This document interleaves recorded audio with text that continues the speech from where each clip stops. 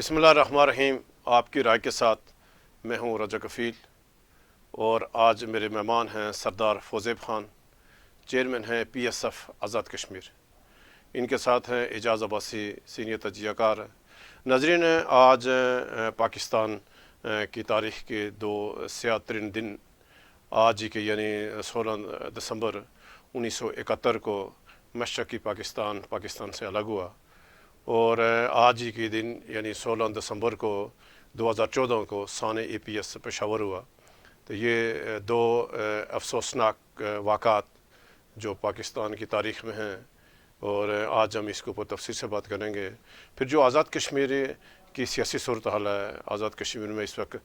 جو حکمران اطاعت میں شامل جماعت ہیں،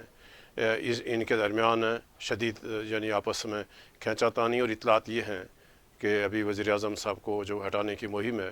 یہ اس میں تیزی آ گئی اور آئندہ چند روز اس میں اہمیت ہے۔ پھر جو متنازع صدارتی آرڈیننس کے بعد سے جو حالات پیدا ہوئے، یا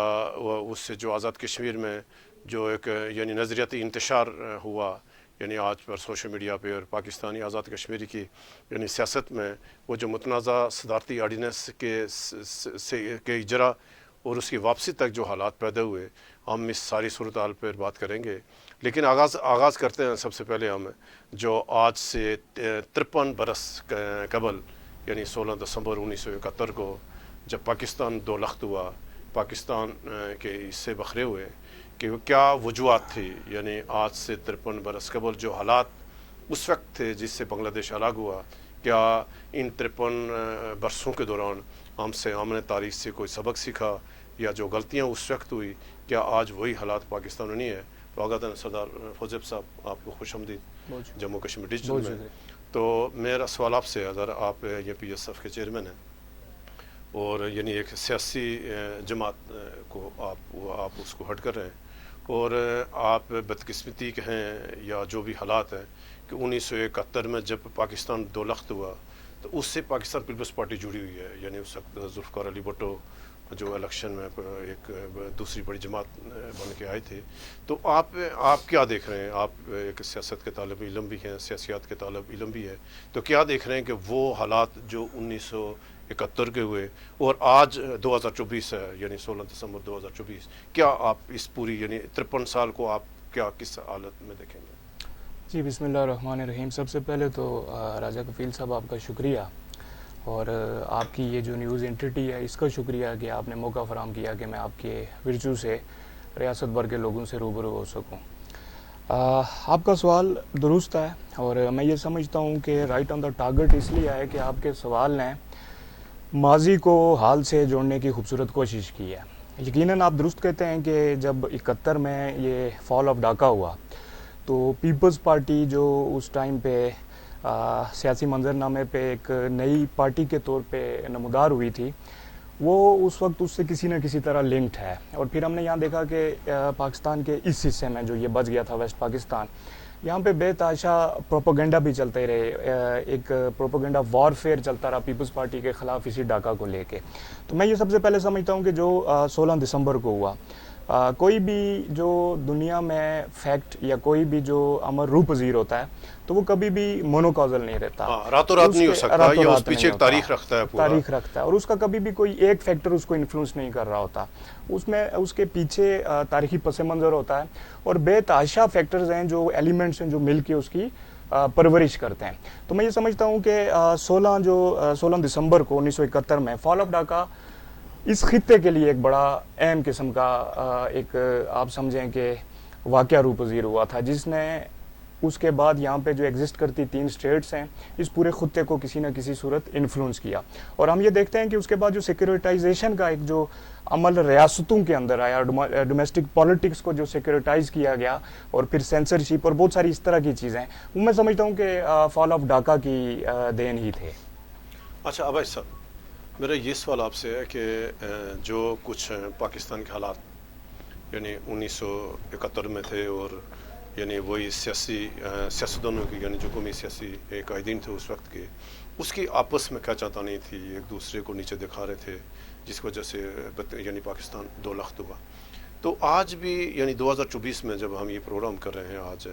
تو ابھی بھی پاکستان میں وہی حالات ہیں, وہی سیاسی جماعتیں ہیں, یعنی جو سیاسی لوگ ہیں آپس میں بات چیت, حکومت اپوزیشن آپس میں بات چیت کرنے کے لیے تیار نہیں ہے, حکومت اپنی ہردر میں بھی ہے, اپوزیشن اپنی ہردر میں ہے. پھر جو ہمارے ریاستی ادارے ہیں جو 1971 بھی یعنی اس وقت شامل ہے وہ بھی, تو ہم کیا واپس گھوم پھر کے ان 53 برس کے بعد کیا وہی حالات سے دوچار ہیں؟ بہت شکریہ کفیل صاحب. دنیا کی تقریباً بیشتر قومیں ہیں, بلکہ ساری ہیں, جن میں کچھ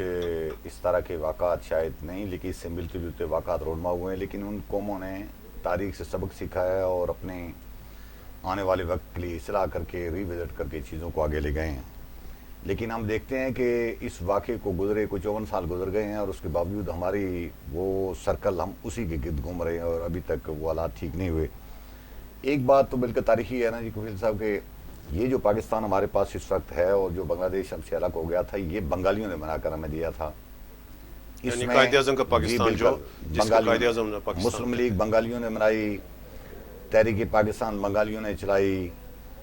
لیڈرشپ بنگالیوں نے پیدا کی اور سب سے زیادہ قربانیاں بنگالیوں نے دی تھیں. اور اس وقت آپ کو پتہ ہے کہ جب 47 میں یہ ملک بنا تو دو بہت دور دراز رقبے جن خطوں پر مشتمل یہ الگ ملک بنا تھا, وہاں بنگلہ دیش میں اس وقت آبادی بہت زیادہ تھی, اور یہ جو ہمارا اس وقت ایگزسٹ کرنے والا پاکستان ہے اس میں آبادی کم تھی. لیکن بنگالیوں نے اس کے بعد اس ملک کو چلانے کے لیے کئی بار مزید قربانیاں دی ہیں. مثلاً 1 یونٹ ختم کر کے جب وہ پیرٹی کا اصول نافذ کیا گیا تھا, جس میں مشرقی پاکستان اور مغربی پاکستان 2 صوبے قرار دیے گیا اور ان کی اسمبلی سیٹیں بھی اس طرح کی برابر رکھی گئی, تو اس کو بھی بنگالیوں نے قبول کر لیا. پھر جب ہمارا یہ کراچی کو کیپٹل تبدیل کر کے اسلام آباد لایا تو اس وقت بھی بنگالیوں نے ایک تجویز پیش کی تھی کہ آپ اس کراچی کو کیپٹل رہنے دیں, ہمارے لیے سمندر کے راستے کراچی پہنچنا آسان ہے اور وہاں سے شاید اسلام آباد پہنچنا ہمارے لیے مشکل ہوگا, اور اگر یہ نہیں آپ کر سکتے تو پھر سیزنل دارالحکومت بنا دیں, آپ مشرق مغربی پاکستان کا دارالحکومت کراچی سے اٹھا کر جہاں مرضی لے جائیں, تو بنگلہ دیش والوں کو ڈھاکہ میں سیزنل دارالحکومت دے دیں کچھ 6 مہینے کے لیے 4 مہینے کے لیے, جہاں ہمارے لوگوں کو دور دراز کا سفر نہ کرنا پڑے. لیکن اس کے باوجود ان کی بات نہیں مانی گئی, ان کو دبایا گیا اور الٹیمیٹلی یہ نکلا کہ وہ جب الگ ہو گئے تو بنگالیوں نے تو اپنے ملک کو کسی نہ کسی طرح سنبھال لیا. لیکن اس کے بعد ہمارے جو حالات آج تک ہم دیکھ رہے ہیں, لگتا نہیں ہے کہ ہم اپنے اس ملک کو سنبھال پا رہے ہیں. سیاسی مسائل کا حل سیاسی بنیادوں پر ہوتا ہے, لیکن جب سیاسی بنیادوں مسائل کا حل آپ طاقت کی بنیاد پر نکالنے کی کوشش کریں گے تو ملک ٹوٹ پھوٹ کا شکار ہو جائے گا, جس طرح کہ 71 میں ہمارے ساتھ بہت بڑا المیہ اور سانحہ اور رونما ہوا تھا. اور اس کے بعد دیکھیں نا کفیل صاحب کہ ہم چاہیے یہ تھا کہ اس بڑے سانحے سے ہم سیکھتے, لیکن لگتا نہیں ہم نے کچھ سیکھا ہے. یہ جو بلوچستان میں ہو رہا ہے پچھلے ایک عرصے سے ہم دیکھ رہے ہیں, طاقت کا اصول اپنایا جا رہے ہیں, سیاسی بنیادوں پر لوگوں کے مطالبات کو غور نہیں کیا جا رہا, ایڈریس نہیں کیا جا رہا, اور اس کی آگے بڑھ کر پھر اب کے پی کے میں جو پچھلے ایک عرصے سے ہم دیکھ رہے ہیں طالبان کی شکل میں, اور دوسرے یہی کچھ ہمیں پچھلے ایک عرصے میں سندھ میں دیکھنے کو مل رہا تھا. اور اب تو یہ جو پچھلے حالیہ عرصہ ہے 1-2 سال, اس میں تو وہ جو سلسلہ تھا, وہ جو ایک جبر کا نظام تھا, جو وہ ایک طاقت کی بنیاد پر لوگوں کو ایک ڈائریکشن میں چلانے والا سلسلہ, وہ تو پنجاب میں بھی ہے ہزارہ. تو وہ میں سمجھتا ہوں کہ ہم نے اپنے ملک کو مضبوط کرنے کے بجائے دن بدن ہماری پالیسیز کو کمزور کر رہے ہیں, اور ہم نے بنگلہ دیش جو الگ ہوا تھا اور اس سے ہمیں سبق نہیں سیکھا, اور سیکھتے اگر تو پاکستان آج نہ صرف جس طرح ایٹمی قوت بن کر ہمارا سر فخر سے بلند ہو رہا ہے, اس طرح معاشی قوت بھی ہوتے, اس طرح دنیا کی قوم ہماری عزت بھی ہوتی, ہم پڑوسیوں سے مقابلہ کرنے کی پوزیشن میں ہوتے. لیکن جو ہماری پالیسیاں ہیں یہ نہ صرف پاکستان کو کمزور کر رہی ہیں, بلکہ دن بدن حالات انٹرنلی لوگوں کے اندر ان کے دلوں میں گریونسز پیدا ہو رہے ہیں, اور لوگ ایک دوسرے کا جڑ کر رہنے کے بجائے سوچ کے لحاظ سے دوریاں اختیار کر رہے ہیں. اچھا صدر فوزیب خان صاحب, میں دوبارہ آپ کی طرف آتا ہوں. ابھی ہم آتے ہیں پاکستان پیپلز پارٹی اور پی ایس ایف. ایک تو ناظرین کو یہ بتایا, ناظرین جاننا چاہ رہے ہیں کہ پی ایس ایف بڑی نظریاتی جماعت ہے, یعنی جو اسٹوڈنٹ پالیٹکس ہے وہ جو نظریاتی سیاست ہے, 2 ہی دھڑے, ایک جو رائٹس یا لیفٹس. تو یعنی پی ایس ایف نے ہمیشہ نظریے کی سیاست کی, اصول کی سیاست کی. ایک تو ناظرین کو بتائیں کہ Azad Kashmir P S F کب بنی, اور آپ جو پی ایس ایف کے چیئرمین ہیں, اور یعنی آپ تک پی ایس ایف کا سفر ذرا مختصر بریف کریں گے. جی کفیل صاحب, آپ خوبصورتی سے یہ چیز جانتے ہیں, اور میرے خیال میں جو دوست ہمیں آپ کے تھرو دیکھ رہے ہیں کہ پی ایس ایف کا ریاست جموں کشمیر کی سیاست میں ایک بڑا اہم رول رہا ہے، اور جب ہم یہ دعویٰ کرتے ہیں تو یہ صرف ایک تھیری کی حد تک یا لفاظی کی حد تک دعویٰ نہیں ہے. میں آپ کو یعنی کہ بیشتر مثالیں ایسی دے سکتا ہوں. آپ لیڈرشپ کے حوالے سے دیکھ سکتے ہیں کہ پی ایس ایف نے بطور نرسری ریاست کے اندر کام کیا ہے. میں آپ کو بتاتا چلوں کہ جیسے ہی ذوالفقار علی بھٹو نے پاکستان میں لیفٹ کی سیاست کو لے کے ایک تحریک کا آغاز کیا، تو سب سے پہلے جو ان کے ساتھ جو طبقہ جڑا، جو معاشرے کا فریکشن جڑا، وہ سب سے پہلے ان کی آواز پہ طلباء نے لبیک کہا. اور یہی سینیریو فالو ہوتے ہوئے آزاد کشمیر کے طالب علم، آزاد کشمیر کے طلباء جو پاکستان میں بھی تعلیمی اداروں میں تھے، جو آزاد کشمیر میں بھی تھے، وہ بھی اس تحریک سے انفلوئنس ہوئے، متاثر ہوئے، اور اسی طرح پھر ہمارے پی ایس ایف کی بنیاد آزاد کشمیر میں بھی رکھی گئی. الیاس چودھری سے لے کے آج مجھ تک یہ بڑا ایک خوبصورت سفر ہے جس نے بڑے نشیب و فراز بھی دیکھے، اونچ نیچ بھی دیکھی، اور ارتقاء کے عمل میں چلتے چلتے آج یہ ہمارے سامنے موجود ہے. اور آج بھی جو ہماری کوشش ہے وہ یہی ہے کہ ہم جو شہید بابا نے جن اصولوں پہ، جن رہنما اصولوں پہ پاکستان پیپلز پارٹی کی بنیاد رکھی تھی اور پاکستان میں سیاست کے دائرے کو تبدیل کیا تھا، ہم آج بھی اسی جنگ پہ کھڑے ہیں. یقیناً یہ ہے کہ وقت کے ساتھ ساتھ آپ کی سپیڈ، آپ کا فیز کبھی تیز ہوتا ہے، کبھی آہستہ ہوتا ہے. آپ ارتقاء کے عمل سے گزرتے ہوئے اپنی اسٹریٹجیز کو چینج کرتے ہیں، لیکن ہم آج بھی اسی نیج اور اسی جنگ پہ کھڑے ہیں. اچھا، اب ایسا میں بھی آتا ہوں کہ جیسے فوزیب صاحب نے کہا، یا جو اس وقت آزاد کشمیر کے بڑا سوال ہے، یا تمام سیاسی جماعتیں اب یہ سوال لے کر عوام کے پاس آ رہے ہیں یا وہ اس کا سہارا لے رہے ہیں کہ آزاد کشمیر میں کوئی نظریتی تخریب کاری ہو رہی ہے. ایک تو کیا یہ کوئی حق مانگنا یا کوئی حقوق کی جنگ لڑنا، اس کو آپ کو تخریب کار کہیں گے،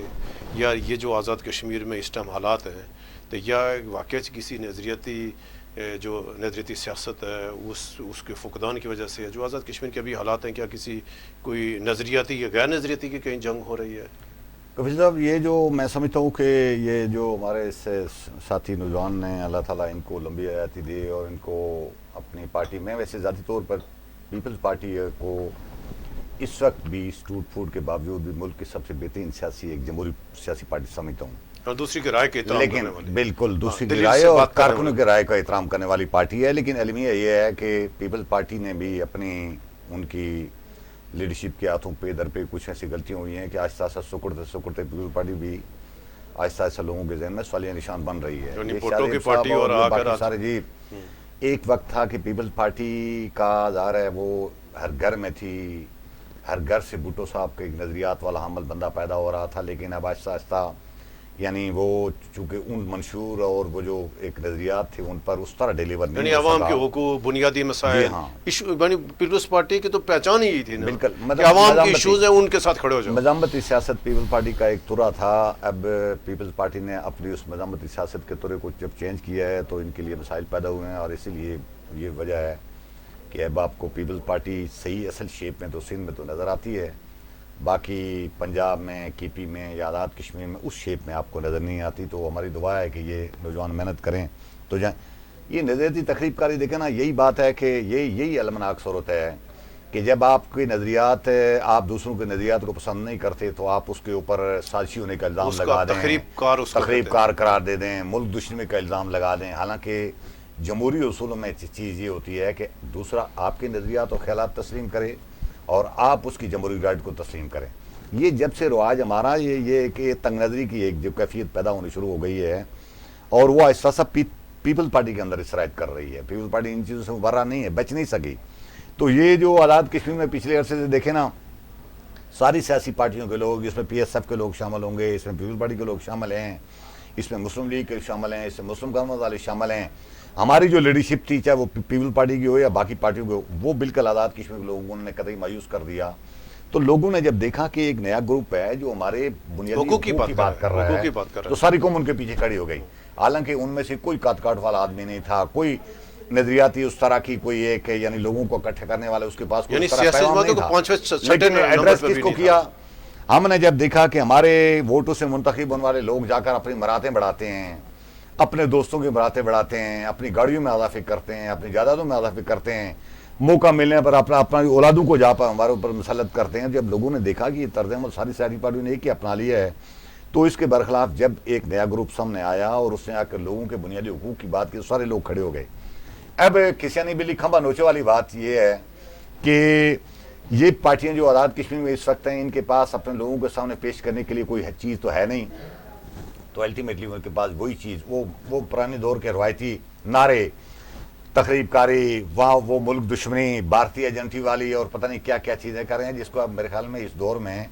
یہ سوشل میڈیا کا دور ہے، ہر بندے کے ہاتھ میں ایک موبائل ہے اور وہ سیکنڈوں کے حساب سے انفارمیشن ٹرانسفر ہو رہی ہے۔ اب اس طرح کی چیزوں پر نہ کوئی یقین کرنے والا ہے اور نہ ہی یہ جو گسی پیٹے، نہ یہ گسی پیٹے ان نعروں پر عمل کرے گا، نہ آپ چیزوں کو چھپا سکتے ہیں ساری۔ روز روشن کے نظر آتا ہے آپ آزاد کشمیر کی مثال لے لیں، جس اسٹیٹ میں ہم رہتے ہیں وہاں آپ کی ایک ٹرانسپورٹ بک ہے جس میں لکھا ہوا ہے کہ آپ کے منسٹر کو اتنی پاور کی گاڑی دی جائے گی، آپ کے ملازمین کو اتنی دی جائے گی۔ آپ مجھے دکھائیں اس وقت آزاد کشمیر میں جو اس ٹرانسپورٹ پول کے اندر لکھا ہوا ہے، ٹرانسپورٹ بک کے اندر لکھا ہوا ہے، اس سے 4 گنا زیادہ پاور والی گاڑی ہے۔ مثلا اس میں لکھا ہوا ہے کیونکہ منسٹر 1500 سی سی سے زیادہ گاڑی استعمال نہیں کر سکتا۔ آپ آزاد کشمیر کے منسٹروں کو دیکھیں، 4 سی سی گاڑیاں جن کا مظفر آباد سے اسلام آباد آنے جانے کا کم از کم 30,000 روپے کا پیٹرول کا خرچہ ہے، تیل کا خرچہ ہے۔ وزیر اعظم اور صدر کے پاس مرسیڈیز گاڑیاں ہیں جن کی 12 کروڑ روپے قیمت ہے۔ اور مجھے حیرانگی ہے جب آپ دیکھتے ہیں کہ ان کی اولادیں ترقی کر رہی ہیں، نوکریوں میں ان کے لیے ہیں، یہ برات بھی سارے ان کے لیے ہیں، تو پھر عام آدمی ظاہر ہے ان سیاسی پارٹیوں سے مایوس ہوگا، اور وہ اس کا ایک جھلک ہم نے پچھلے عرصے میں دیکھی ہے۔ اور اب بھی ان سیاسی پارٹیوں نے اگر اپنے روش بدلی نہ، لوگوں کو اپنے ساتھ جوڑنے کے لیے ان کو کوئی پیکیج ڈیل نہ کیا، ان کے لیے کوئی وہ جو چیز ریاستی وسائل ہیں ان پر عام آدمی کا حق تسلیم نہ کیا، تو میں نہیں سمجھتا کہ نظریاتی بنیادوں پر آپ کون سا نظریہ روٹی کپڑا اور مکان کا نظریہ ان کی پارٹی دے رہی تھی، تو بھٹو صاحب کے دور میں شاید اس پر کسی حد تک عمل ہوا ہو، لیکن اس کے بعد نعرہ ہی ہم نے دیکھا ہے، اس پر ہم نے عمل ہوتے نہیں دیکھا۔ جب صورتحال یہ ہوگی، اسی طرح کشمیر بنے گا پاکستان کا نعرہ مسلم کانفرنس لگاتی ہے، مسلم کانفرنس ایک طرف کشمیر بنے گا پاکستان کا نعرہ لگاتی ہے، یہ نظریہ ہے، دوسری طرف جب پاکستان آزاد کشمیر کو صوبہ بنانے کی بات آتی ہے تو سب سے بڑی رکاوٹ وہ ڈالتے ہیں۔ اچھا فوزیب صاحب، میں مطلب یہ کیسے نظریات ہیں جن نظریات کو لوگ نہیں سمجھ پاتے، اور یہ ساری چیزیں ہم نہیں چلیں گی، اس کو ریوزٹ کرنا پڑے گا۔ اچھا فوزیب صاحب، ابھی میں آتے ہیں اس ٹائم جو آزاد کشمیر میں یعنی سیاسی بے یقینی ہے، یعنی آپ وہاں آزاد کشمیر میں ایک انتشار کی کیفیت ہے، بھلے آپ ظاہر اسٹوڈنٹ پالیٹکس کرتے ہیں، اور آپ کیا سمجھتے ہیں آزاد کشمیر جو موجودہ حالات ہیں، یعنی ساری جماعتیں، آپ کی جماعتیں پاکستان پیپلز پارٹی بھی حکومت میں ہیں، مسلم نون بھی حکومت میں ہیں، یعنی تمام جماعت میں حکومت کا حصہ ہیں، اس تمام جماعتیں حکومت کا حصہ ہونے کے باوجود تو بہتری ہونی چاہیے، لوگوں کا بنیادی مسائل حل ہونے چاہیے، یعنی روزگار کے جو مواقع جو متوجہ فراہم ہونے چاہیے، تو یہ کیوں انتشار ہوا، اور اس میں تمام جماعتیں حکومت ہونے کے باوجود بے یقینی یہ عدم استحکام کیوں ہے؟ جی راج صاحب، میں آپ کے کویشچن پہ آنے سے پہلے بھائی صاحب نے بڑی طویل گفتگو کی، میں اس تمام کو تو رسپونڈ نہیں کروں گا، لیکن ایک نقطے کو میں رسپونڈ کرنا بہت ضروری سمجھتا ہوں، اور اس کے بعد میں پھر آپ کی طرف آتا ہوں کہ بھائی صاحب نے کہا کہ پیپلز پارٹی کا نظریہ تھا روٹی کپڑا مکان، جو اب کہیں نظر نہیں آتا۔ تو میں دیکھیں نا، عرض کرتا چلوں گا کہ آپ جب بھی آئیڈیالوجی کی بات کرتے ہیں، جب بھی نظریے کی بات کرتے ہیں، تو آپ خطے کی صورتحال کو دیکھ کے، اسٹیٹ کی صورتحال کو دیکھ کے پھر آپ اس نیریٹیو کی طرف جاتے ہیں۔ میں بہت اختصار کے ساتھ عرض کرتا چلوں کیونکہ وقت قلیل ہوگا،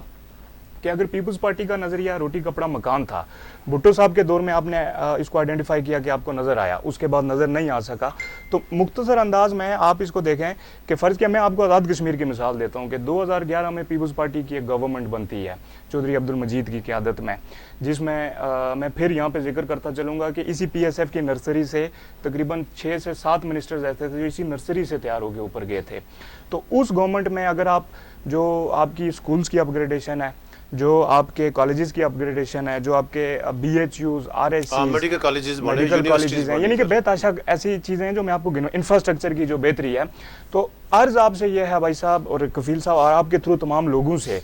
کہ روٹی کپڑا مکان کا قطعی مقصد یہ نہیں ہے کہ ریاست یا کوئی بھی گورنمنٹ وہ کسی بھی صورت روٹی کپڑا مکان ہر شخص کے ہاتھ میں اس کی دہلیز پہ دے سکتی ہے۔ روٹی کپڑا مکان کا مقصد اور اس نعرے کا بنیادی جو تعارف ہے وہی یہی ہے کہ جو گورنمنٹس ہیں اور جو اسٹیٹ چلانے والی جو آپ کی گورنمنٹ کی پالیسیز ہوں گی وہ اس طرز میں ہوں گی کہ وہ خطے کے اندر، اس ریاست کے اندر، اس سسٹم کے اندر رہتے ہوئے شخص کو روٹی آسانی سے مل سکے، اپنے جسم ڈھانپ سکے، مواقع فراہم، ایسا ماحول سازگار کرے گی کہ جس میں یہ آسانی ہو۔ دوسری، میں اب آپ کی کوشچن کی طرف آتا ہوں، میں رائی صاحب اس کو کوئی انتشار یا جس طرح سے لوگ کہہ رہے ہیں کہ یہ کوئی ایڈیالوجیکل قسم کا وارفیئر ہمیں اس کو یہ نہیں سمجھتا. لوگ اپنے حقوق کے لیے نکلیں, یہ ٹھیک ہے, یہ ریاستوں میں ہوتا ہے, یہ کوئی پہلی دفعہ تو ایسا ہوا نہیں, یا یہ کوئی اتنی کوئی نیگیٹو بات نہیں ہے کہ اس پہ آپ تلوار لے کے دوڑیں یا ہاتھ میں پتھر لے کے دوڑیں گے.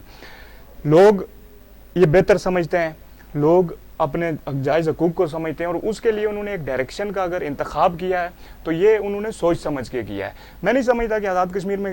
شاید ہماری سیاسی جماعت نے یا کسی بھی مین سٹریم پولیٹیکل پارٹی نے اس کو نظریاتی انتشار سے تعبیر کیا ہے, شاید کسی نے یہ بات کی ہو, لیکن میری دانست میں کوئی ایسی چیز نہیں ہے کہ ہماری پارٹی نے کو اس طرز کی کوئی گفتگو کی ہو, یا اس کو آپ وہ جو را ایلیمنٹ ہے یا جو کوئی فنڈنگ کی ایلیمنٹ, ایسی کوئی بات نہیں ہے. اور پھر دیکھیں کہ جب ہم گورنمنٹ کا حصہ تھے, یہاں پیپلز پارٹی کے کردار پہ بات ہوئی نا, جب ہم اس ٹائم بھی اور ابھی بھی ہم گورنمنٹ کا جب حصہ ہیں,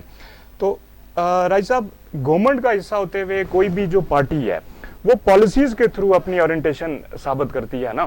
وہ اپنی پالیسیز کے تھرو اپنے نظریے کو جو ہے وہ امپلیمنٹ کرتی ہے گراؤنڈ تک. آپ یہ ایکشن کمیٹی کے تمام معاملے میں دیکھیں کہ پیپلز پارٹی کے جو وزراء تھے ان کا کیا رول رہا, بلکہ یہ جو اس کے جتنے بھی لوگ اس کے فور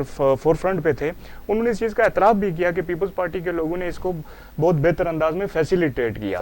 پھر خاص کر میاں عبد الوحید صاحب کا نام, یہ ساری چیزیں سوشل میڈیا پہ بھی موجود ہیں, اس کا وہ اعتراف کر چکے ہیں. پھر یہی آپ کے کیبنٹ کے وزراء تھے پیپلز پارٹی کے, جو آپ کا وہاں سے جو سب سے محبوب مطالبہ تھا اس کو لے کے یہاں پاکستان میں آئے, کیونکہ یہ ان کے دائرہ اختیار میں نہیں تھا. ہم بعض اوقات بات کرتے ہوئے جو پریکٹیکل حقیقتیں ہوتی ہیں ان کو اگنور کرتے ہیں. آزاد کشمیر کی گورنمنٹ کے پاس یہ اختیار نہیں تھا کہ وہ بجلی کے ریٹس اٹھا کے اس لیول پہ لے جائے. آٹے پہ جو سبسڈی کا معاملہ ہے, کیونکہ ہم ایک پیریفری ہیں نا, ایک مطلب ایفیلیٹڈ اسٹیٹ ہے, ہم کوئی پوری فل فلیج ریاست ہے نہیں. تو یہ تمام چیزیں اس میں پیپلز پارٹی کا آپ کو رول نظر آیا ہوگا, اور یہی وہ رول ہے کہ جو انسانی آزادی کی اور ہیومن رائٹس کی پیپلز پارٹی بات کرتی ہے, یہ اس کی امپلیمنٹیشن ہے. اب بھائی صاحب ابھی ہم آتے ہیں کہ آزاد کشمیر کی جو موجودہ صورتحال ہے, اور اس وقت جب بھی ابھی ہم پروگرام کر رہے ہیں پھر بھی کہیں جگہ 2-3 جگہ اجلاس ہو رہے ہیں, تو کیا آپ کدھر دیکھ رہے ہیں, کیا یہ جو یعنی ایک جو مخلوط حکومت مسلط کی گئی آزاد کشمیر میں, ویسے کفیل صاحب یہ کدھر جا رہا ہے معاملہ؟ کفیل صاحب پچھلے کوئی 1.5 سال سے جب سے انوار الحق صاحب کی حکومت بنی ہے, تو پہلے کوئی 6-8 مہینے تو نہیں, لیکن اس کے بعد ہم مسلسل یہ سنتے آ رہے ہیں کہ حالات کی نشاندہی کرتے نشاندہی کرتے آئے ہیں کہ یہ خرابی پیدا ہو رہی ہے. اور پھر یہ اس ایکٹیویٹی کی کچھ اطلاعات بھی آ رہی تھی کہ ادھر ہو رہی ہے سرگرمی, لیکن وہ کوئی میرے خیال میں اتنی سیریس نہیں تھی. پہلی بار یہ جو لانگ مارچ ہوا ہے, دوسرا ایکٹیویٹی دکھائی ہے آزاد کشمیر میں, ایکشن کمیٹی والوں نے ان کے سامنے حکومت نے جس طرح سرنڈر کیا, بے وقار کیا, ریاستی اتھارٹی کو بے وقار کیا, حکومت پاکستان کو مشکلوں میں پھنسایا. اس کے بعد یہ جو پے در پہ ملاقاتیں ہوئی ہیں, اور آج میرے خیال میں اسحاق ڈار صاحب کی قیادت میں بھی کہیں ہیں, وہ نہیں ہے, وہ سیکرٹری وزارت امور کشمیر کو چینج ہوئے تو وہ ایک ہفتے میں یعنی دوسری ملاقات ہونی تھی, اور اس پر نظریں لوگوں کی لگی ہوئی تھیں. اور اسی دوران انوار الحق صاحب کی ملاقاتیں ہوئی ہیں, اسی دوران بیرسٹر سلطان محمود صاحب کو جو ہمارے صدر ہے وہ بھی سیاسی سرگرمی کا کچھ گفتنی کچھ نہ گفتنی ان کا مرکز رہا ہے. تو میرے خیال میں یہ سیریس ایفرٹ ہو رہی ہے آزاد کشمیر میں. لیکن آپ کو پتہ ہے وزیر اعظم کو ہٹانے کے لیے ایک پروسیس ہے آزاد کشمیر کے آئین میں, اگر کوئی آئین پر عمل کرے تو. ویسے آئین پر عمل نہ ہو تو آپ جس طرح مرضی جو مرضی کر دیں, لیکن آئین پر عمل کریں گے تو ایک تو وزیر اعظم ریزائن کر دے, ایک راستہ ہے. دوسرا راستہ یہ ہے کہ ادبین بات کی تحریک آپ لے آئیں, وہ جب جمع کروائیں گے تو 7 سے 14 دن کا ٹائم آپ کو پھر بھی دینا پڑے گا اس پر ووٹنگ کے لیے, اور اس میں نامینی بھی آپ کو شامل کرنا پڑے گا متبادل کے طور پر. تیسرا راستہ یہ ہے کہ وزیر اعظم اسمبلی توڑ دے. اسمبلی توڑنے والی بات تو میرے حال میں آزاد کشمیر میں بالکل نہیں ہوگی,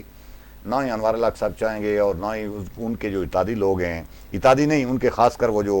فارورڈ بلاک والے لوگ ہیں, وہ چاہیں گے کہ اسمبلی توڑ کر ہم اپنا 1.5 سال کا جو ٹائم بچتا ہے وہ دوسروں کو دے دیں. یہ سیریس ایفرٹ ہو رہی ہے ان کے خلاف ادبین بات لانے کی, لیکن اس کے لیے کوئی بہت کوئی میں نہیں سمجھتا کہ کوئی بہت جلدی اس کا فوری طور پر یقینی کوئی بات ہے. ایسی صورتحال مجھے نہیں نظر آتی, اس لیے کہ 24 بندے تو ملا جلا کر پیپلز پارٹی اور نون لیگ اور مسلم کانفرنس اور جے کے پیپل پارٹی والوں کے پاس یہ 24 ایک بنتے ہیں. 3 ایک سیٹیں اور چاہیے. اب 3 سیٹوں میں 3 ووٹ ان کا ممبران اور بیرسٹر سلطان محمود صاحب کے 6-7 گروپ کو اگر 7 ملیں گے تو ان کی باری شرائط ان کو تسلیم کرنی پڑے گی, جو ہو سکتا ہے آنے والی حکومت کے لیے زیادہ مسائل پیدا ہوں,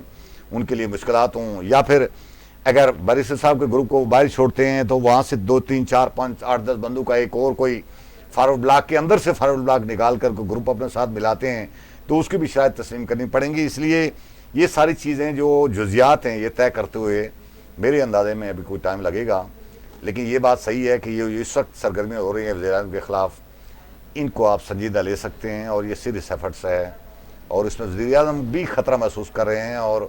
اس کو توڑنے کے لیے وزیر اعظم نے سرگرمی شروع کر رکھی ہیں، اور میرے خیال میں اپنے دوستوں کو ساتھ انہوں نے ملاقاتیں بھی کی ہیں، کل صدر صاحب بھی ملے ہیں۔ تو ویسے پتہ ہے آزاد کشمیر میں تو ایک راج بن گیا ہے کہ ایک اسمبلی سے 4 5 وزیر اعظم بنیں گے، 2 تو 3 بن چکے ہیں، تو ایک آدھ ویسے ہی کوٹا ان کا بھی بنتا ہے، شاید اس پر شروع چاہیے۔ اچھا فوزیب صاحب، میں ابھی دوبارہ بنے گی۔ آپ کے پاس آتا ہوں کہ اس ٹائم جو آزاد کشمیر میں پاکستان پیپلز پارٹی ہے، آپ پیپلز پارٹی کا ایک حصہ ہے، یعنی ایز سچ تو اسی حصہ نہیں، لیکن آپ ظاہر بہت اہم عنصر ہے پیپلز پارٹی کے، تو تمام سیاسی جماعتوں کی طرح پاکستان پیپلز پارٹی آزاد کشمیر میں بھی گزشتہ یعنی 2-3 ہفتے پہلے بھی اختلافات کی خبریں، مظفر آباد کنونشن ہوا، وہاں بھی یعنی خاصی رول پڑا۔ یہ حکومت اور جو کارکن، ان میں دوریاں کیوں ہیں؟ یعنی جو اس ٹائم حکومت کے وزراء ہیں، کارکن کوئی اور چاہ رہے ہیں، حکومت کے وزراء کوئی ان کو اپنے اختیارات پڑے ہوئے ہیں، تو یہ اصل معاملہ کیا ہے؟ پیپلز پارٹی کیا کارکن یا آپ اسٹوڈنٹ کیا چاہ رہے ہیں؟ حکومت سے آپ کیا چاہ رہے ہیں؟ پارٹی سے کیا چاہ رہے ہیں؟ ٹھیک ہے کفیل صاحب، ایک تو یہ چیز ہے کہ میں تو اس کو پازیٹیو سائن سمجھتا ہوں، یہ کوئی اتنی بڑی بری بات نہیں ہے۔ جماعتوں کے اندر اختلاف رائے ہوتی ہے، اختلاف کا اظہار لوگ کرتے ہیں، اور یہ پازیٹیو سائن ہے کہ کسی جماعت کے کارکن اپنے آپ کو اتنا کانفیڈنٹ سمجھیں کہ وہ قیادت کے سامنے اپنے اختلاف رکھ سکیں، یہ تو ایک بہتر سائن ہے۔ دوسری چیز یہ ہے کہ یقیناً گورنمنٹ سے بہت سارے لوگ ناراض ہیں، اور ناراضگی کی بیسک وجہ یہ ہے کہ ایک تو جیسے میں نے پہلے عرض کیا کہ آزاد کشمیر جو گورنمنٹ ہے محدود وسائل کے ساتھ کام کرتی ہے، اس پہ ہم تمام لوگوں کا اتفاق ہے، اور اس صورتحال میں بھی ابھی جو آپ کے سامنے مخلوط جو کولیشن گورنمنٹ ہے اس میں 3 اسٹیک ہولڈرز ہیں، آپ کے وزراء کی تعداد زیادہ ہے، پھر جب اتنے زیادہ اسٹیک ہولڈرز ہوتے ہیں تو جو پالیسی سازی کا جو عمل ہے وہ کافی حد تک ڈسٹرب ہوتا ہے، جماعتیں پوری طرح سے اپنے جو ان کا پروگرام ہے یا منشور ہے اس کو امپلیمنٹ نہیں کر سکتی، تو یہ ایک مشکل وقت ہے جس میں کارکن بھی مشکل سے دوچار ہیں، لیڈران بھی مشکل سے دوچار ہیں۔ ہم نے یہ جو کچھ عرصے سے پاکستان میں ایک گالم گلوچ کی سیاست آئی، جس کا اب المیہ یہ ہے کہ آزاد کشمیر کی سیاست بھی اس سے انفلوئنس ہو رہی ہے، تو ہم اکثر یہ دیکھتے ہیں کہ جو آپ کے ایم ایل ایز ہیں یا منسٹرز ہیں، جو لیڈران ہیں کسی بھی صورت میں، ان کے خلاف جو کیمپینز لانچ ہو رہی ہیں اور جس طرح کی گفتگو اکراس دا بورڈ بات کر رہا ہوں، تو یہ بھی کوئی مثبت چیز نہیں ہے۔ آزاد کشمیر کے لوگ یعنی کہ موسٹلی غریب خطہ ہے، اس کے لوگ میڈیاکر ہیں، یہی ہمارے انہی لوگوں میں سے یہ آپ کے نمائندے ہیں، تو یہ بھی مشکل سے دوچار ہیں، اور میں یہ سمجھتا ہوں کہ ٹھیک ہے اس وقت میں یہ آپ کی کولیشن چل رہی ہے جس کی وجہ سے یہ ساری صورتحال اس نے جنم لیا ہے، یہ جلد دور ہو جائے گی انشاءاللہ۔ اچھا اب سب میں آپ کی طرف آتا ہوں، اس ٹائم جو آزاد کشمیر میں حالات ہے، تمام سیاسی جماعتوں میں مشکلات میں، اور مسلم نون کے شاہ صاحب نے آج بھی کل بھی مظفر آباد میں، تو سارے لوگ تمام کارکن ایک طرف کھڑا ہے، یعنی جس طرح سے پیپلز پارٹی کا کارکن ہے ایسے مسلم لیگ نون کا بھی کارکن ایک طرف کھڑا ہے، وہ قیادت کو بار بار کہہ رہا ہے کہ یار یہ جو بوجھ ہے، یہ جو 18 ماہ کے دوران جو کچھ ہو گیا تھا،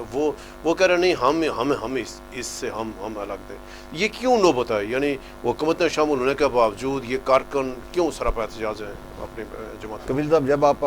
اپنے اختیارات سرنڈر کر جائیں گے تو صورتحال یہی ہوگی میرے خیال میں۔ وہ کارکن تو ظاہر ہے انہوں نے اپنی جو بھی ایک گریونسز تھے حکومت کے خلاف اور اپنی پارٹی قیادت تک پہنچا دیے تھے، اب پارٹی قیادت خود اس پوزیشن میں نہیں ہے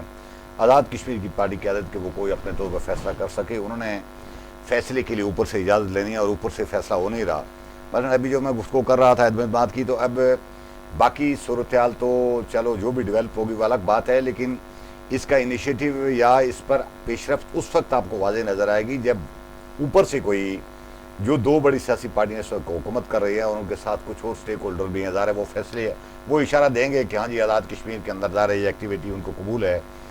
اور ویسے بھی نون لیگ تو آپ کو پتہ ہے نا کہ ان کے بارے میں تو پچھلے عرصے میں یہ اطلاعات آ رہی تھیں کہ ان کو تو آزاد کشمیر میں کوئی انوار الحق صاحب کی حکومت کی تبدیلی کو زیادہ سوٹ شیڈ نہیں کرے گی، لیکن جو کہ وہ پیپل پارٹی کے پیچھے کھڑے ہیں جن کے درمیان اتحاد ہے اور پارلیمانی اکثریت اس وقت پیپل پارٹی کے پاس ہے۔ پیپل پارٹی بھی ایک بحران کا شکار یہ ہے کہ اس کی مرکزی قیادت کو اپنے اندر سے وزیر اعظم کے امیدوار کا فیصلہ کرنا ان کے لیے مشکل ہو رہا ہے، یہ اتنا آسان کام نہیں ہے۔ اس لیے میں سمجھتا ہوں کہ جب تک اس طرح کے اوپر سے فیصلے نہیں آئے، جب تک آزاد کشمیر میں یہ ایکٹیویٹی تو آپ کو ضرور نظر آئے گی لیکن کوئی واضح پیش رفت آپ کو سامنے نظر نہیں آئے گی۔ تو کارکن تو آپ کو پتہ ہے وہ پہلے سے شور شرابہ کر رہے ہیں، انہوں نے اپنے گریونسز بتا دیے تھے، انہوں نے اس حکومت پر عدم اعتماد بھی کر دیا ہے، حتیٰ کہ میں بین سطور آپ یہ دیکھیں تو وہ صرف حکومت کا عدم اعتماد نہیں ہے، بلکہ حکومت کی جو اتحادی پارٹیاں اپنی سیاسی قیادت جو ان کی ہے اس پر بھی عدم اعتماد ہے، اس لیے اچھا وہ بات نہیں سن رہی، فضل صاحب اس تو وقت فیصلہ اوپر سے ہوگا جو بھی جو ہوگا۔ آزاد کشمیر کا سب سے جو بڑا مسئلہ روزگار کا ہے، جی یعنی آپ جیسے یعنی ابھی آپ نے فل کیا ہے، تو ہمارے بے شمار جو پی ایچ ڈی لوگ ہیں، اس سے اوپر کی جو تعلیم نہیں ہے، کئی لوگ سینکڑوں لوگ ہمارے، تو آزاد کشمیر میں نوجوان بہت مشکل صورتحال سے دو چار ہے روزگار کے لیے، آپ کیا کہیں گے، آپ کیا تجویز دیں گے کہ جو آزاد کشمیر نوجوان ہے، یعنی حکومت کو کیا کرنا چاہیے، نوجوانوں کو کیسے اس قومی ادارے میں شامل کریں، حکومتی یعنی اس کو کیسے فائدہ پہنچایا جا سکے؟ بالکل درست ہے رازق وکیل صاحب، جو اس خطے کے لیے سب سے بڑا پرابلم ہے ابھی، میں اس خطے پہ بھی چلیں بات نہیں کرتا، میں آزاد کشمیر کی حد تک بات کرتا ہوں کہ جو ریاست کے لیے سب سے بڑا پرابلم ہے وہ یہی ہے کہ بے روزگاری ہے، اور جو آپ کا ینگ ٹیلنٹ ہے، جو آپ کے نوجوان ہیں، آپ ان کو کسی بھی طرح سے فیسیلیٹیٹ نہیں کر سک رہے، اور اس کا ایک سب سے بڑا جو نتیجہ یعنی ہے کسی جو طرح پر یہ ڈیبیٹ بھی نہیں ہے کہ ڈیبیٹ کابینہ بھی پہ نہیں ہے، ڈیبیٹ نہیں ڈیبیٹ ہے بھی نہیں ہے۔ کہ جماعتوں کے اندر نہیں ہے کہ ان کو ہم کل یہ کہاں جائیں گے نوجوان۔ بالکل آپ کی بات درست ہے، اور اس کی سب سے جو اس کا جو سب سے بڑا رزلٹ اور جو آؤٹ پٹ نکل رہا ہے وہ یہ نکل رہا ہے کہ آپ کا جتنا پڑھا لکھا جو نوجوان ہے اس کا پرائم فوکس یہ ہے کہ وہ کسی بھی طرح اسٹیٹ کو چھوڑے اور وہ باہر جائے۔ آپ دیکھتے ہوں گے کہ ڈیلی بیسس پہ اسی ایئرپورٹ سے سینکڑوں آزاد کشمیر کے پڑھے لکھے نوجوانوں کو جہاز لے کے بیرون ملک جا رہے ہیں، مجبور ہو کر، اور وہ اپنے والدین کو، اپنے بہن بھائیوں کو چھوڑ کر دو۔ بالکل ایسی بات ہے، اپنے حالات پر تنگ ہو کے، ورنہ آپ کو پتہ ہے کہ وہ نبی کی حدیث بھی ہے کہ اپنی جگہ سے جو محبت ہے وہ تو ہر جاندار میں ہے، تو یہ بڑی مشکل صورتحال ہے، اور میں یہ سمجھتا ہوں کہ اگر ہم نے اسٹیٹ کی فیوچر کو بچانا ہے، اگر ہم نے اسٹیٹ کو بچانا ہے تو ان نوجوانوں پہ انویسٹ کرنا پڑے گا، اور جو سب سے اس میں دیکھیں نا، ہم صرف مسئلے پہ بات نہیں کرتے، ضروری ہے کہ آپ اس کے سلوشن کے ساتھ بھی آئیں، اور یہ ریاست جموں کشمیر ایسی خوش قسمت جگہ ہے، ایسا خوش قسمت ایک پارٹ آف سوائل ہے کہ جو اپنے اندر اپنے تمام مسائل کا حل بھی انٹیل کرتا ہے جس کے پاس موجود ہیں۔ آپ مدنیات دیکھیں گے تو ریاست جموں کشمیر اس میں بہت انرچ ہے، آپ ٹوریزم دیکھیں گے تو وہ اللہ تعالیٰ نے اس کو بے تحاشا مالا مال کر رکھا ہے، اسی طرح بے شمار باقی آپ کی ایگریکلچر کو دیکھیں، ایگریکلچر دیکھیں گے، مطلب فریکشنز بے تحاشا ایسے فریکشنز ہیں کہ جن کو یوٹیلائز کر کے، جن پہ کام کر کے آپ صرف یہ نہیں کہ آپ آزاد کشمیر کے نوجوان بلکہ آپ اس خطے کے نوجوانوں کو روزگار دے سکتے ہیں، اور میں یہ سمجھتا ہوں اور ہماری ڈیمانڈ بھی ہے، جو آپ نے ایک بات کی تھی پیچھے پی ایس ایف کے متعلقہ، تو ہم حکومت کا ہم کیا حصہ ہیں حکومت کا، ہم پارٹی کا حصہ ہیں، پارٹی گورنمنٹ کا حصہ ہے، ٹھیک ہے، لیکن ہمارا جو مین ڈیمانڈ ہے اور جس پہ ہم ورکنگ بھی کر رہے ہیں وہ یہی ہے کہ اس خطے کے اندر جو آپ کے نوجوان ہیں، جو آپ کا ینگ ٹیلنٹ ہے، اس کو یوٹیلائز کیا جائے اور ان کے لیے ایسے مواقع اور ماحول کو ایسا سازگار بنایا جائے کہ آپ ان کے ٹیلنٹ سے فائدہ اٹھا کے اس ریاست کی بہتری کے لیے کام کر سکیں۔ کہ ہم نے آزاد کشمیر کی بدقسمتی ہے، ہماری اتنی ریچ اسٹیٹ ہونے کے باوجود، تمام وسائل ہونے کے باوجود، آج کی نہیں کہ انور الاقصیٰ نے 1819 میں کیا، کسی بھی حکومت نے گزشتہ اگر 3-4 حکومتوں کو دیں، کسی ایک بھی حکومت نے اس روزگار کے یعنی مواقع مطلب جو پیدا کرنے کے لیے کوئی یعنی اسٹیپ نہیں اٹھایا، تو یہ کدھر ہم لے جا رہے ہیں؟ آپ کی کیا رائے ہے کہ ہم ان سیاست کو چھوڑ کے ہم اس ایسے ایشو پہ؟ قبیل صاحب، علمی ہے کہ ہم نے آزاد کشمیر میں روزگار کی جو انڈسٹری وہ جو فوکس کر رکھی ہے وہ سرکاری ملازمتیں ہیں، جن میں اب کوئی گنجائش باقی نہیں بچی، بلکہ اوور لوڈ ہو گیا، ریاست اوور لوڈ ہو گئی ہے، اوور لوڈ ہو گئی ہے۔ اوور ریکٹنگ ایک تو یہ ہے کہ بالکل میری رائے یہ ہے کہ ایک تو پرائیویٹ سیکٹر میں لیکن علمی یہ ہے کہ دنیا بھر کے جو ممالک ہیں وہاں ٹیکنوکریٹ ٹائپ لوگ پالیسیاں بناتے ہیں اور انتظامیہ ان کے اوپر عمل درآمد کرواتی ہے، ایگزیکٹو جو ہوتی ہے عمل کراتی ہے۔ ہمارا علمیہ ہے کہ ایگزیکٹو جنہوں نے سی ایس ایس کا رکھا ہے یا پی ایس سی کا رکھا ہے وہ اپنے آپ کو اکلی کل سمجھتے ہیں، پالیسیاں بھی وہی بناتے ہیں، نافذ بھی وہی کرتے ہیں، پھر ان پالیسیوں کو جو تباہی آتی ہے اس کی ذمہ داری وہ قبول نہیں کرتے۔ دنیا بھر میں ظاہر ہے وہ جو پیٹرن ہے اس پیٹرن سے ہٹ کر ہم کام کریں، اس لیے پرائیویٹ سیکٹر میں آزاد کشمیر میں سمجھتا ہوں کہ بڑی خوبصورت نشاندہی انہوں نے کی ہے کہ آزاد کشمیر میں پرائیویٹ سیکٹر میں بے پناہ مواقع موجود ہیں جس کی طرف فوکس کوئی نہیں کر رہا۔ اب ظاہر ہے سطحی قسم کے پڑھے لکھے سہولیات نہیں ہوں گے، جب آپ لوگوں کو سرمایہ کاروں کو سہولیات نہیں دے گے تو کیوں جائے گا ادھر پہاڑوں میں؟ دو ہی راستے ہیں، میں ایک تو یہ جو سرکاری ملازمین ہم نے 70 سال کے بٹھائے ہوئے ہیں، ان کی ریٹائرمنٹ کی عمر کم کر کے آپ راستے نکال سکتے ہیں، کچھ آپ کو ملازمتوں کی گنجائش نکلے گی۔ دوسرا پرائیویٹ سیکٹر میں جن کی نشاندہی انہوں نے کی ہے، سردار صاحب نے کی ہے، ان پر فوکس کر کے، اور یہ میں سمجھتا ہوں کہ یہ جو ہماری لاٹ نظر مجھے آتی ہے یہ اس طرح کی پالیسیاں بنانے کی پوزیشن میں نہیں ہے۔ ہماری عام پالیسیاں بنانے والے کچھ پروفیشنل لوگوں کو انجیکٹ کیا جائے، ان سے بنوائی جائیں پالیسیاں، اس کو نافذ کیا جائے، اس میں نوجوانوں کو انوالو کیا جائے، جو برین ہے اس کو آپ لے آئیں تو پھر کوئی راستہ بنے. ادروائز دوسرا راستہ ہمارے پاس لوگوں کا یہی ہے کہ جس طرح پڑھ لکھ کر ہمارے سارے بچے باہر جا رہے ہیں. انجینئر بنتا ہے وہ بھی ڈگری لے کر باہر جا رہا ہے، اور ڈاکٹر بن رہا ہے وہ بھی باہر جا رہا ہے. اب جب ڈاکٹر ہم نے اپنے معاشرے کو وہ کرنے کے لیے پیدا کیا ہے، انجینئر پیدا کیا ہے، وہ اٹھا کر ظاہر ہے اپنی صلاحیتیں لے کر باہر چلے جائے گا تو پیچھے ہماری پسماندگی اور یہ دن بدن. دوسرا جو میرٹ کا نظام نہیں ہے آزاد کشمیر میں، یہ بھی ایک المناک صورت ہے. پچھلے عرصے میں کوئی حوصلہ افزا صورتحال سامنے آئی ہے، اس کو اپریشیٹ کرنا چاہیے. یہ جو فاروق ادر صاحب کے دور میں ہوا تھا ایجوکیشن کی حد تک کم از کم، یا انوار الحق صاحب نے کیا ہے، یہ اپریشیٹ. میں کہتا ہوں یہ صرف 2 سیکٹر میں کیوں، ایک سیکٹر میں کیوں، سب میں کریں. آپ تعلیم یافتہ، آپ اچھی باصلاحیت، آپ پڑھے لکھے آدمی کو کہیں ریاست کے اس میں کام دیں، اس کے ڈسپلن کے اندر لے آئیں تو وہ آپ کی ریاست کو فائدہ پہنچائے گا. جب آپ نے ان کے ذہن میں یہ بات بٹھا دی ہے کہ یہاں ملازمت اسی کو ملی ہیں جس کا وزیر مشیر کو تگڑا اوپر بیٹھا ہوگا، تو پھر ظاہر نوجوانوں نے باہر ہی جانا ہے، کیا کریں گے وہ. اچھا یہ المناک. اچھا فوزیب صاحب، ابھی ہم آتے ہیں کہ جو آپ کا یہ بڑا مطالبہ ہے تمام جو طلباء تنظیموں کا کہ طلباء تنظیموں پر پابندی ہٹائی جائے، تو یہ کیوں مطالبہ کر رہے ہیں؟ ذرا اس پہ یعنی پاکستان میں آزاد کشمیر مطلب جو پابندی ہے تو آپ اس کو کیسے اس کی وکالت کریں گے کہ طلباء یونین پر پابندی ختم ہونی چاہیے، اور کیا واقعہ چاہیے آپ کا جائز مطالبہ ہے؟ اچھا رائی صاحب، میں یہاں عرض کرتا چلوں کہ آزاد کشمیر جہاں کافی سارے مسائل سے دوچار ہے نا، وہاں ایک مسئلہ یہ بھی ہے کہ ہم صرف نیریٹو کے پیچھے دوڑتے ہیں. ہم چیزوں کے ریسرچ میں یا ان کے جو پیچھے ایک پس منظر ہے اس کو نہیں دیکھتے. میرا دعویٰ ہے کہ آزاد کشمیر میں طلباء یونین پر پابندی ہے ہی نہیں. پاکستان میں پابندی لگی تھی، آزاد کشمیر تو پاکستان کا بھائی صاحب کانسٹیٹیوشنل حصہ ہی نہیں ہے. یہاں کے سپریم کورٹ کے، یہاں کے گورنمنٹ کے فیصلے وہاں پہ اطلاق نہیں ہوتے. لیکن اسی پیرائے میں آگے جائیں تو آپ نے دیکھا ہوگا کہ پرائم منسٹر چودھری عبدالمجید نے ایک نوٹیفیکیشن کے تھرو یونیورسٹیز کو کہا تھا کہ طلباء یونین کے الیکشنز کروائے جائیں یونیورسٹی لیول پہ، یونیورسٹی یعنی اسکولوں کالجوں میں روکا تھا انہوں نے. ایک فرسٹ فیز تھا، آغاز ہو رہا تھا. ٹھیک ہے. پھر اس کی جو پریڈیسیسر تھی راجہ فاروق حیدر صاحب کی گورنمنٹ، اس میں بھی ہم نے ایون کے ٹی او آرز دیکھے تھے کہ آپ ٹی او آرز طے کریں. بے شک ہمارا اس سے اختلاف تھا ان ٹی او آرز سے، لیکن بات آگے بڑھی تھی. اس کے بعد ہم نے دیکھا کہ اس پہ کوئی پیش رفت نہیں ہو سکی. تو جب آپ کے پاس آپ کے 2 چیف ایگزیکٹو ریاست کے اندر، میرے خیال میں جو باثر اور جو مضبوط آپ کا جو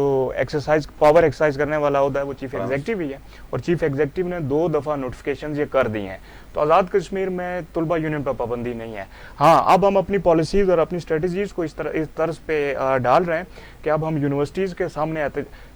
یہ ابھی اسٹریٹجی آپ کے سامنے آئے گی کہ ہم یونیورسٹیز کو مجبور کریں گے کہ وہ اس پہ عمل درآمد کرے اور یونیورسٹیز کے اندر الیکشنز کروائیں. ابھی صاحب، یہ جو آزاد کشمیر طلباء یونین یہ نیچے سے سیاست میں نرسری کا کردار ادا کرتے ہیں طلباء یونین، تو اس پہ پابندی، اور اس سے یہ ہوا کہ لوگ جو طلباء ہیں کالجوں میں یعنی سیاست میں برادری میں یعنی تقسیم ہو گئے. تو آزاد کشمیر میں اگر اس جو برائی ہے سیاست میں، ایک ہی برادریوں کی سیاست ہے اور اس نے سب کو جھنجھوڑ کر یعنی اس کو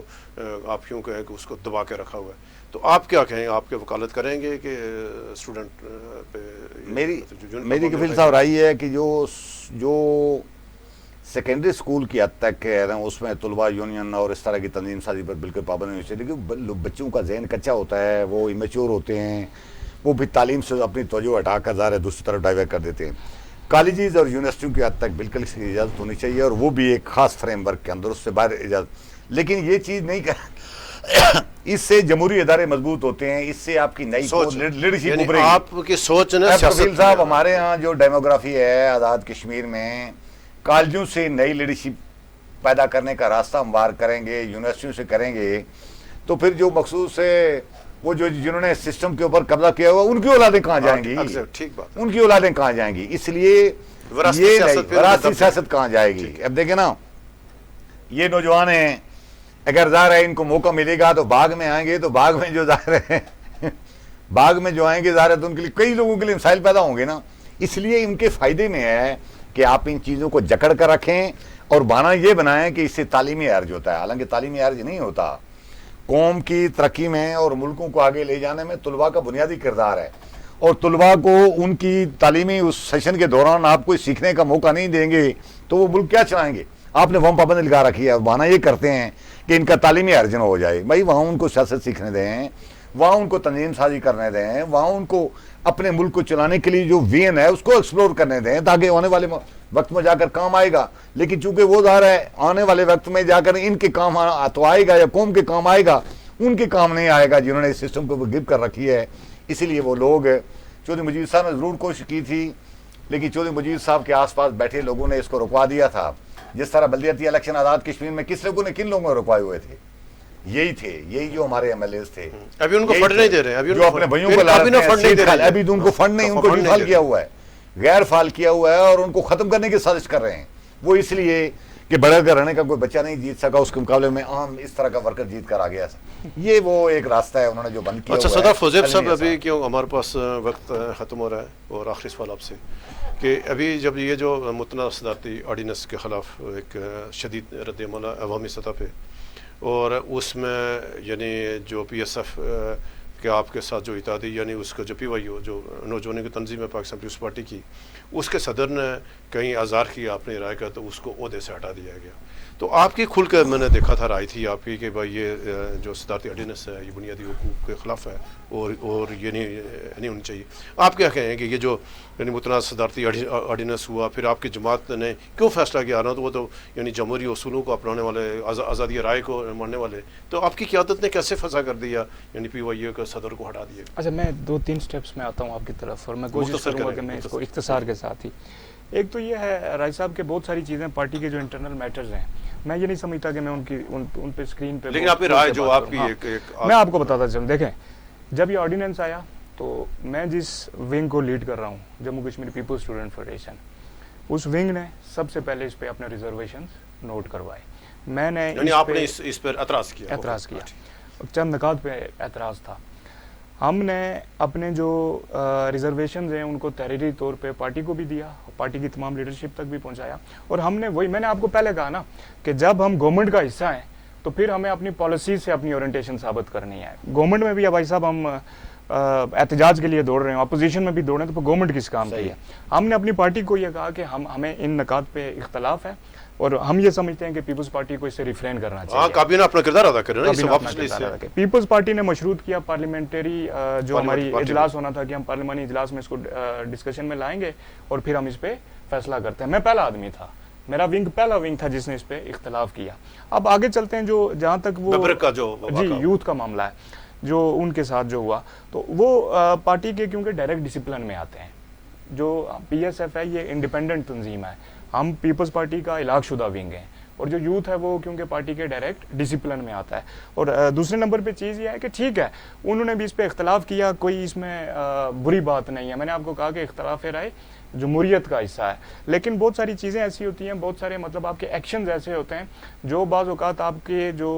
ایز اے ہول نیریٹو ہے اس کو نقصان پہنچا رہے ہوتے ہیں. تو یقیناً پارٹی نے بہت ساری چیزوں کو مد نظر رکھتے ہوئے یہ فیصلہ کیا ہوگا, اور جو ہمارا نیکسٹ سی سی کا اجلاس ہوگا اس میں انڈر ڈسکشن آئیں گی چیزیں, ہم اس پہ بات کریں گے. ہم نے شکریہ اور مختصر سر بالکل اینڈ پہ کہ اس کا نتیجہ آپ نے دیکھا, اگر یہ آرڈیننس غلط تھا, پیپلز پارٹی اس میں شامل تھی, تو آپ نے دیکھا ہوگا کہ شاید اس گورنمنٹ کی پہلی جماعت ہے جس نے مطالبہ کیا کہ وزیر اعظم اس کو واپس اس سے پیچھے ہٹی, اور اس میں کردار پیپلز پارٹی کے کارکنان کا ہے, تمام لوگوں کا ہے جو مبارکباد کے مستحق. بہت شکریہ سردار صاحب آپ کا,